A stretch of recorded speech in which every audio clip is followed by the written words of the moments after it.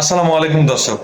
গতকালকে মাননীয় প্রধান উপদেষ্টার সাথে বিএনপির কেন্দ্রীয় নেতাদের একটি বৈঠক হয় এবং সেই বৈঠক শেষে বিএনপি যেই প্রতিক্রিয়া দেখায় তাতে করে মনে হচ্ছে বিএনপি খুশি না। এমনকি তারা যে খুশি না এ নিয়ে সংবাদ মাধ্যমে নিউজ পর্যন্ত হয়েছে। এখন কথা হচ্ছে বিএনপি কি করলে খুশি হবে? একটাই কথা, নির্বাচন দিলেই বিএনপি খুশি। দেখুন, এই কথা ভারতও বলছে, বাংলাদেশে নির্বাচিত সরকার আসলে তাদের সাথে সব সমস্যার সমাধান হয়ে যাবে। আমার কাছে কথা হলো, ভারত যেই সুরে কথা বলছে বিএনপি একই সুরে কথা বলছে এবং আওয়ামী লীগও আগে সেম একই সুরে কথা বলতো ভারতের সাথে সুর মিলিয়ে।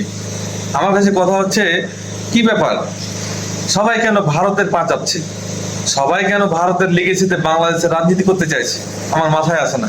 আরে ভাই, রাজনীতি করবেন বাংলাদেশের জনগণের সমর্থন নিয়ে, বাংলাদেশের মানুষের সাথে রাজনীতি করুন, বাংলাদেশ নিয়ে রাজনীতি করুন, বাংলাদেশপন্থী রাজনীতি করুন।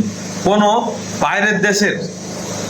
বাইরের দেশের শক্তি নিয়ে এবং সেই দেশের দাসত্ব মেনে নিয়ে রাজনীতি কেন করবেন বাংলাদেশে? যেই দাসত্ব বাংলাদেশ চায় না সেই দাসত্ব আপনারা কেন ফিরিয়ে আনতে চান?